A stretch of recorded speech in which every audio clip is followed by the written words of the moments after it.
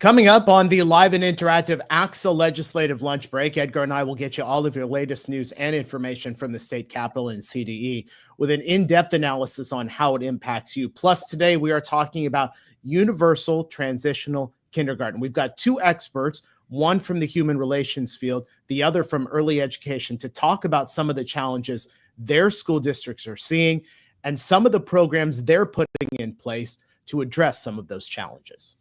The ACSA Legislative Lunch Break starts now.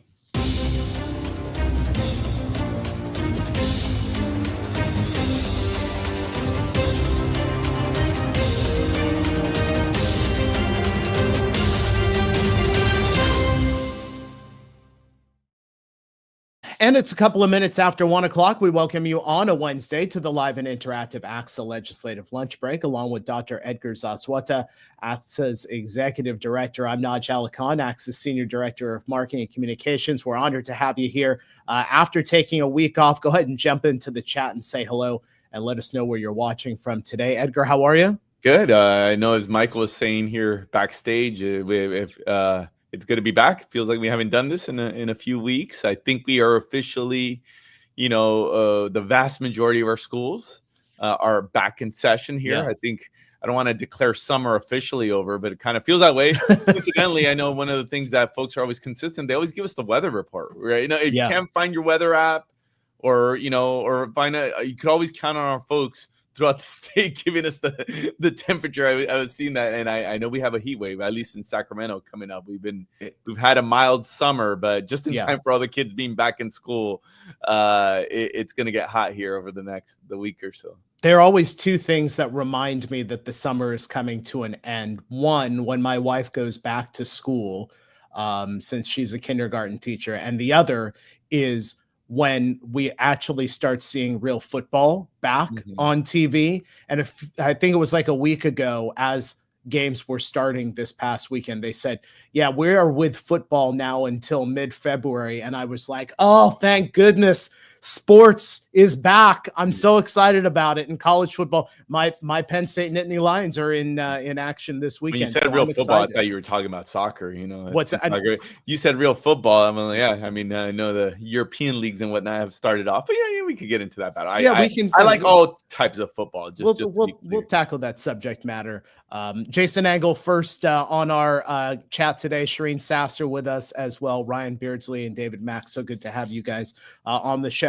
As we talked about, the school year has begun. Universal transitional kindergarten, such an important subject right now across the entire state of California.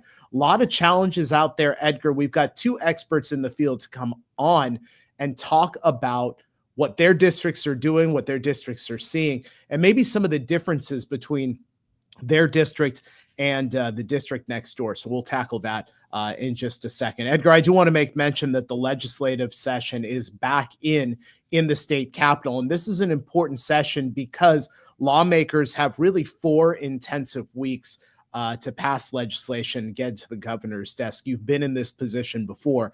The governor has a deadline of mid-October to sign or veto the bills, but the deadline for lawmakers to get those bills to the governor is September 12th. I just want to make note, Edgar, and if you want to chime in on a couple of these are ACSA co-sponsored bills.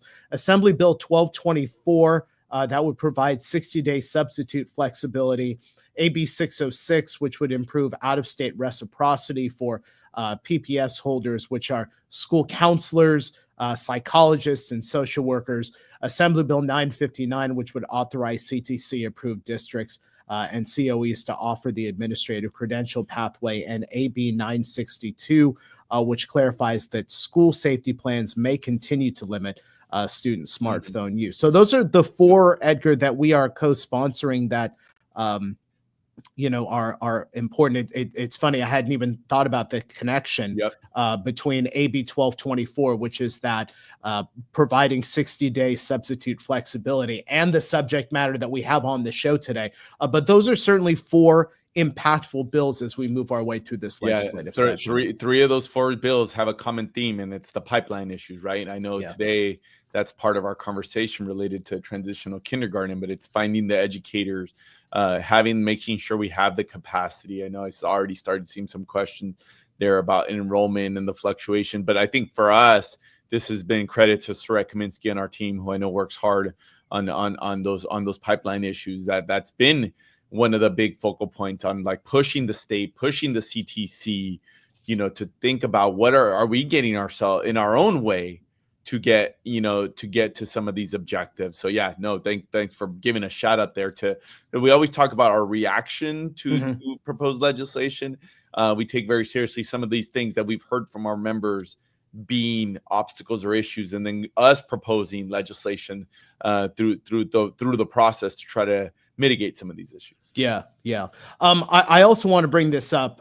We've had Linda Jacobson from the 74 on our show. She was on a few weeks ago. She's one of the top education reporters in the country. She published a story about a recent poll taken by PDK International, which is a professional teachers organization. It surveyed 1,000 Americans, and here's some of the data. It's really interesting, Edgar. 2/3 of U.S. adults oppose eliminating the Department of Education, saying this move would have a negative impact on students. Linda reports that more than 60% of respondents believe DEI is important, but as you may expect, ideology impacts that data. Democrats support DEI initiatives, 88% of them in this poll, whereas independents are 60%. And Republicans 22%. More than 9 out of 10 respondents believe increasing teacher salaries is a high priority. And the same 2/3 of the 1,000 respondents believe that educator salaries are too low. And one last data point, and I think this speaks to what we see from our communities and just the communities and their ability to just kind of boost up the schools that are in their area. Confidence in public schools reached an all-time low. Just 13% gave an A or a B grade, which is down from 19%. But when it comes to the schools in their respective community, there was a more positive reflection. More than 40% of respondents graded schools in their community as A's or B's.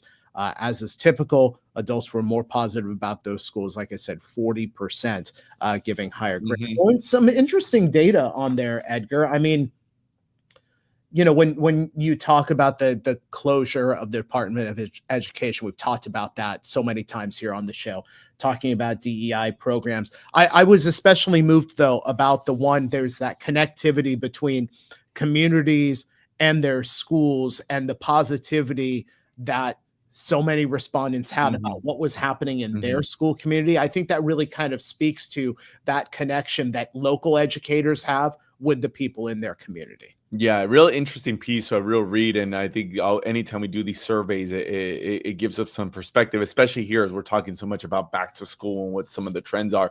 On that note, and I know we didn't even highlight it today, and I would encourage folks to go on. Last night, I found myself reading on the New York Times. They actually did a great piece where they did a focus group for all intents and purposes. I think they had 12 teachers that varied. Most of them were veteran teachers from around the country, diverse in terms of ideology. They made sure they had rural, urban, Democrat, Republican, and they were just getting their perspective kind of on the state of education, and especially for veterans. And I'm sure many of our members will be able to relate to this as they have their journeys here through the system about kind of what is the status, not only related to things that are coming out of the federal government. And I will say there was a variety of perspectives. There were some folks who actually said something slightly different than the survey, said that they're not as concerned with like the functions of the Department of Ed. It's really, well, how is this going to impact our kids right now? And they got into some of the other social issues that we're facing, phones, engagement in our schools, some of the concerns. So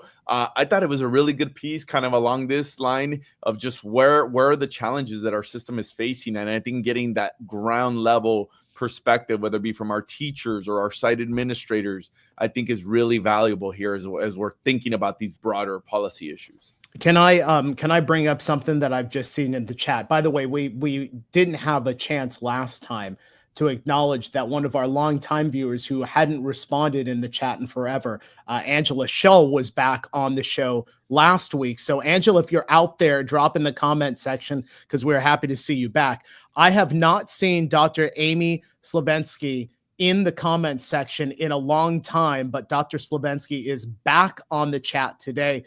So Amy, so good to have you back here.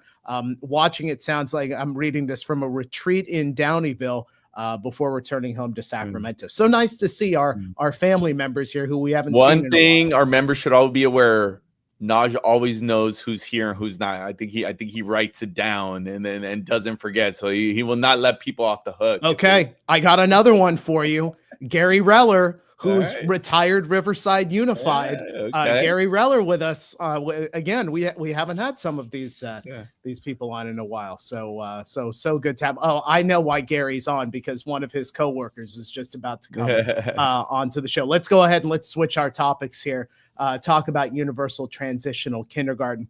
Two great guests for you on today. Kelly Fountain is the director of early education at Lancaster Elementary School District. Kylie Ibarra is the assistant superintendent of personnel at Riverside Unified School District. Kelly and Kylie, it's an honor to have you here on the ACSA Legislative Lunch Break. I'm going to ask both of you. We want to know where your districts are in respect to TK recruitment. Where is your district right now as we start the school year? Kelly, I'll have you start.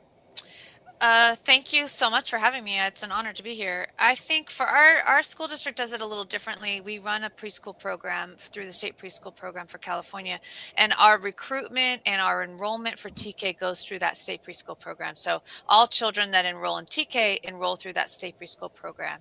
Our current numbers in TK are 489 kiddos, and I think last year we ended the year with 510 TK kiddos. So we're right on par with where we were last year. But in our community, there is a large number of people who will enroll again, like when Labor Day holiday is over, there'll be another one push of enrollment. So I'm expecting some higher numbers in September. But because we will enroll through that state preschool program, we're able to do things a lot different than most districts out there in California. And Kylie, your thoughts? So we're similar. I'll go from the recruitment part of our housing of our teachers. We're full. We're just like Kelly. We are busting at the seams, but we too also have a preschool. We run both. Our Riverside Unified has its own preschool, along with we have the state preschool programs too. So with that being said, our TK this year, we're actually student-wise, we're coming in over projections of what we thought. As for recruitment and teachers, we're full. We have all of our positions right now. Could be needing more that we will have to recruit for, but we have systems in place to be able to adapt to that. Kelly, thanks for being here. Thanks for both of you for helping us out with this conversation. I know we got, right off the bat, this seemed to resonate, and we got a question, I think it was from David Mack, about just like asking the viewers in terms of what are they seeing in terms of numbers coming in lower in kindergarten. I think you both alluded to what's the landscape in your respective districts. What are you hearing with some of your neighbors in some of the districts? Are you folks being connected in this space? Is this a trend that you're seeing? For us, I think it's a trend out here in Riverside. Definitely higher numbers, more coming in. Many of our programs, though, are full day. So that kind of speaks to where, and I think, too, people are becoming more comfortable with the TK concept versus going private or preschool. I think it depends too on what parents know about the mixed delivery system in TK and what districts are giving, what information districts are giving, because the law says kids can go to wherever parents want them to be.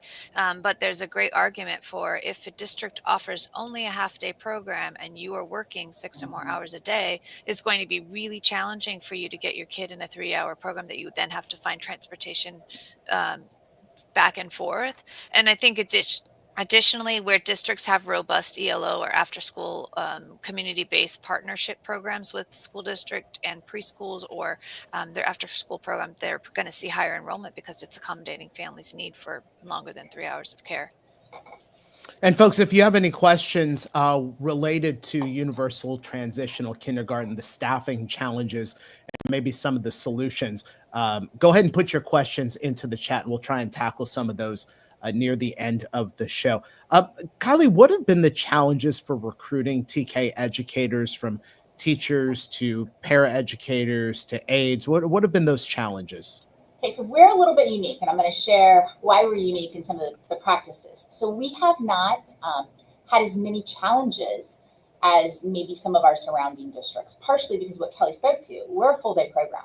And on top of that, our paraeducators are in there for 6 hours, so they receive benefits.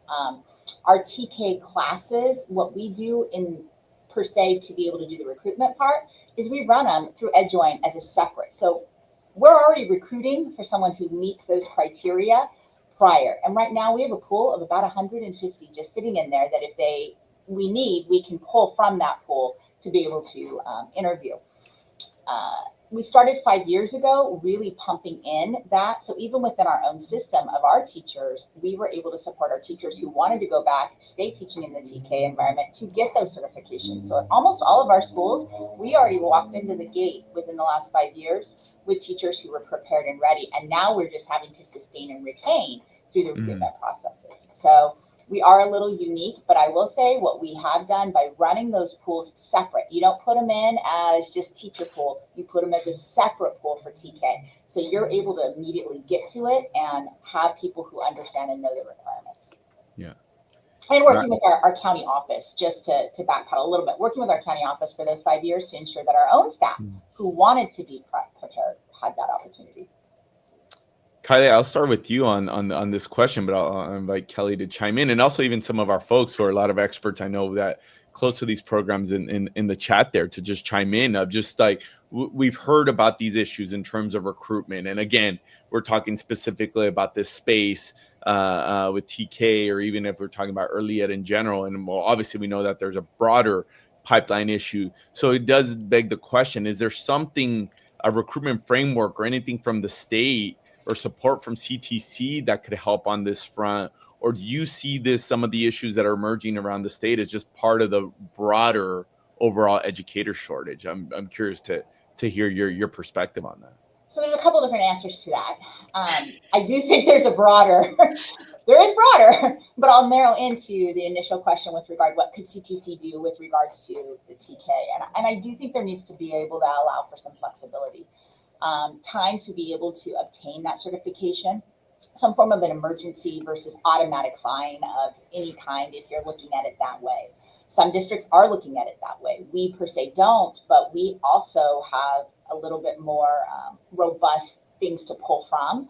So I do think CTC needs to look at some flexibility for us in obtaining credentials timeline-wise.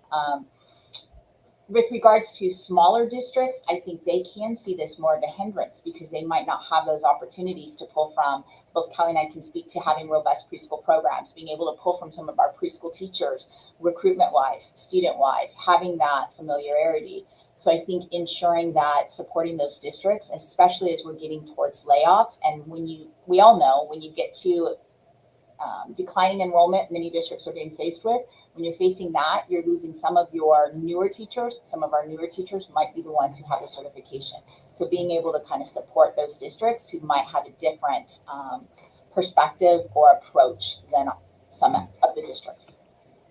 Yeah, Kelly, would you add anything there? Yeah, for sure, especially in rural districts that, staffing in general is an issue, or finding a staff that has the appropriate coursework that they need. I think the PK3 credential is great. It's going to be definitely influential in the field, but to help districts understand that hiring teachers with the PK3 credential means that they're getting staff that has an early childhood education background, which is better for what you talked about earlier about the communication and connection that families feel to the school. When families feel connected to the educator, then obviously they'll do word of mouth recruitment and they'll bring all their other children and tell all their neighbors the TK program was amazing. But it goes back to making sure you have staff in the space that has the right credentialing and the child development unit. Just putting teachers from multiple subject from a higher grade level down to TK isn't going to solve that problem for creating those community connections that parents need so much with the teacher when you're turning your 3-year-old over. In the space, but creating also a pipeline too. In our program, we have a big state preschool program, and elevating and supporting the teachers through that California classified employee grant to get their BA degree, and then they become the credentialed teacher on the other end, is helping support our district with not just teacher shortages. We're in Lancaster. People don't want to move to the Antelope Valley. It's I know people posted the weather in there, but it's hot here like all the time. Yeah. It's not hot, it's windy. If it's not windy, it's cold. So it's not a desirable weather place to live. But we do have great people up here, and we have an amazing opportunity to support children in the state of California. But getting people to come up here is harder. So building a pipeline and reducing those job demands on. If you work in the early learning field, you're making $23 an hour. It's hard to get your bachelor's degree. So your HR department creating like systems that support them to get that degree will build a pipeline of the appropriate teachers in the space for this TK world. And can I bounce off of Kelly just slightly? Sure. I think she hit key, because you can't just move teachers. And I really shared, we worked hard, and if districts have that opportunity to work hard to be able to get the teachers they have in their system who want to teach and have the knowledge base with regards to the instructional practices, the younger foundational learner. It makes a huge difference, because we are seeing 3-year-olds in a environment that has not been traditionally their environment. Edgar, did you catch Kelly right there doing a great marketing job to get people up to Lancaster Elementary School District? You caught that, right? I did. All right. I mean, we do have openings. I want to refer to a few people in the chat, and Kelly, I'll come to you next. David Mack asked the question, are any other school districts noticing that their TK enrollment numbers are coming in lower than kindergarten, even with the TK start dates being pushed back to September 1? Kylie, I see you shaking your head on that. There was one response I just kind of want to get to. Heidi Witcher responded to David saying, we're having the opposite issue. Our TK is much larger than our kindergarten classes. We also run a CSPP class, so I think that is impacting our numbers. Sunny Dawn came in and said the state preschool program has been hugely impacted, and at times feels invisible in this conversation, coming from my perspective as a director of CSPP. And then I want to get one more here. David Figley writes, we are maxed at capacity with current staffing. The difficulty is getting teachers in rural communities, which I think you guys had made mention of. One position is still being filled by a sub. We've been advertising that position since March. So for our viewers, keep putting your comments in there. Kelly, I want to talk to you about the structure of your TK programs. Full day, half day. How is that impacting the community? How is that supporting the community? I think because I'm going to go back and say, Dawn, kudos to you, because the early learning director is often disregarded in this space of TK. So I think because I'm the director of the early learning program, I was able to say to my district, hey, we need to leverage funding here and support the state preschool program and the TK enrollment. So because we did that, because everyone enrolls in state preschool, we were able to reduce the ratio, not 1 to 12, not 1 to 10, but 1 to 8 in that space. And then because the mixed delivery system and the law says families have a choice, they can go to TK or PK, we offered a variety of options for families. If they need a full day TK, that's an option for them. If they want a full day preschool, that's an option for them. Or if they want a part day TK or a part day preschool program as a TK student, that have that option as well. And then what we did was we partnered with our expanded learning program to bring in a 4th staff member. So every one of our TK classes has 3 adults, not 2, 1 credentialed teacher, 1 lead state preschool teacher, and then a 3rd adult that has 6 units of ECE. The 4th person that comes in lunch breaks for continuity of care, stays with the children while staff is on breaks, and then stays with the children after school and reduces the after school ratio 1 to 10. So I know sometimes the after school spaces are overfilled and they don't have capacity, but when you partner with that state preschool or even Head Start or even a community-based organization in your community, which is what the state sort of asked us to do, you can reduce the ratio and offer more spots for kids either on your campus or just surrounding your campus in community-based organizations. And there are lots of those people out there who are looking to partner with districts on TK in a variety of ways. And Naj, these are always my favorite type of shows where it's like we're getting information from our guests, but also our viewers are kind of interacting with each other and just giving themselves resources. So it just goes to show. I mean, I think sometimes our early ed space is not a place here that we probably give enough space and attention to, and it just goes to show just the back and forth here within the community. I think it was Elena who asked a question, what she says is maybe a little bit off topic, but I think I heard both of you reference kind of the perspective there of parents, or convincing them that even with the flexibilities that have come into place, or the different pathways to get younger students into these programs, of how do we balance. And this actually came, I remember that this was actually a conversation even here in the legislature about, the pros and cons about it. So one practical example here is the toileting support needs of younger students, and how do districts, educators prepare for that. So Kelly, I think you were talking about, the whole notion of bringing in younger students. So maybe I'll start with you, but Kylie, feel free to jump in there. I think it goes back to talking about what Kylie mentioned. I guess I mentioned it too, not moving staff around, not moving teachers around because they have the 24 units. You need to look for teachers that want to do the work of communicating and connecting and building relationships with young children. And part of building relationships with young children is meeting them where they're at, whatever it is that their needs are, and not communicating to the young child, I'm sorry, I have a credential. I won't be changing your diaper. This random person that just came in for the hour will be doing it. So we're working, like really understanding the world of early learning, and what TK is today is not kindergarten. It is early childhood education, and those children need to be in the care of adults that they feel comfortable with and safe with. And that means that sometimes, even though you're credentialed, you may need to change a diaper because that's what the child in front of you needs. So toileting needs is being handled in districts in different ways all over the state. And I think maybe finding some common ground on potty talk might be something that you could do a whole session on just that. Yeah. Kylie, anything to add there? Yeah, I think Kelly really summed it up. We do have it within, if you want to get into the technicalities, we have it in our job description for our assistants that do work within our TK classrooms. So they know going in, when they apply for these positions, they know that is going to be something both the teacher and the instructional assistant understand, that is a role that they are going to have to work with. It's not traditional kindergarten, it's TK.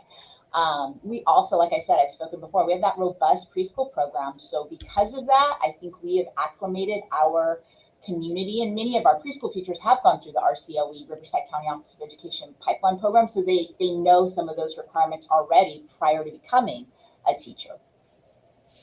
I will make note of a couple of individuals in the chat. Michelle Elliott, who I believe Michelle is going to be presenting workshops over at our Women's Leadership Forum and ACSA Leadership Summit. She talks about collaboration. She says, here at San Jose Unified, we invested in our preschool teachers and collaborated with San Jose State and implemented a pipeline program.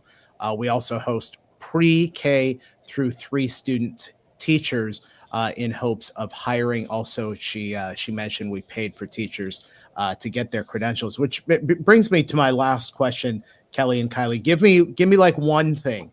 What is one best practice that you can tell our viewers for recruitment? One best practice. And Kelly, I'll have you start. For recruitment in TK, I think you need to be honest about the work. Like Kylie said, you are going to be taking in children that don't have language. They've never been outside of their home. They don't have the social emotional skills to regulate themselves. And you really need to understand developmentally where they are and meeting them where they're at. So I think as a district, our TK component is, this is what you're taking on, and it's all there in black and white. And being honest with people about that. If you want to do this work, it's hard work to regulate 3 and 4-year-old kids with no language. But if you do it, you will change the child's trajectory for the rest of their life. And Kylie, your thoughts? So I agree with that. I think from a recruitment standpoint, some of the really strong pieces that we've had for us is that it's a full day program. We provide a tremendous amount of professional development for our teachers, and versus really focusing on that interactive play versus focus on just instruction. So you're getting that right person along with the pipeline from our preschool. And then for our instructional assistants, because I don't want to leave them out, they're a critical part.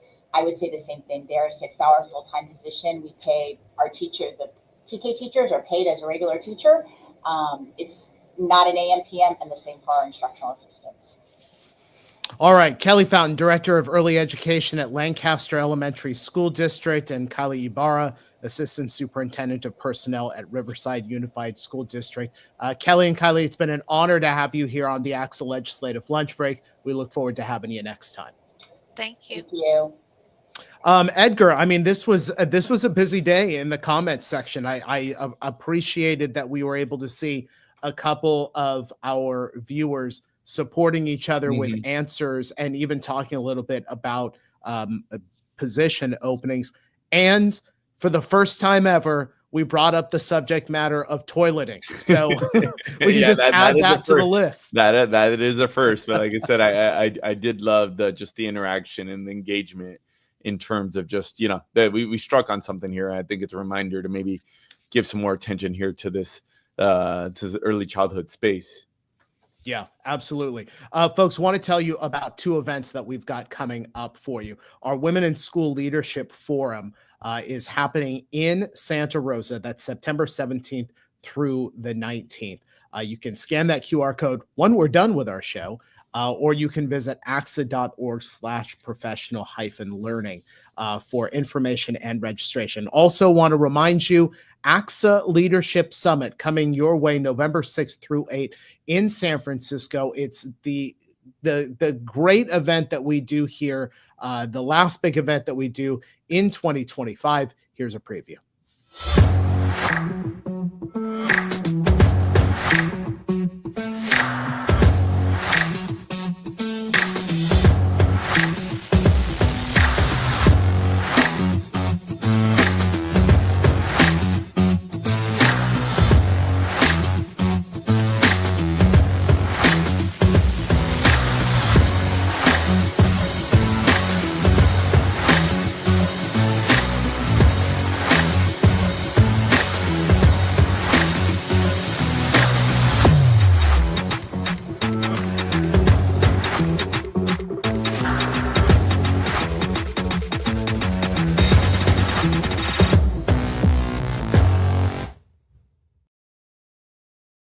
Hey, that video right there gets me pumped too. Got me fired up. Yeah, no, yeah. I look forward to going back to a great city there by the bay. And, like you said, Naj, our leadership summit, in many ways, it's our flagship event. I know we do a lot of offerings throughout the year, and we have a lot of specific conferences for specific job alikes. But what's great about the leadership summit is it is like the closest thing we have to a big annual comprehensive conference where we bring together a wide assortment of our members, have some great speakers, recognizing students, just a great overall event. Yeah. So for the folks who haven't been to our leadership summit, whether you're a site administrator all the way up to a superintendent, there's something for everyone. So definitely encourage folks to come on out. Yeah, I mean, there's some great subjects. I went through the sessions. There's so much on AI.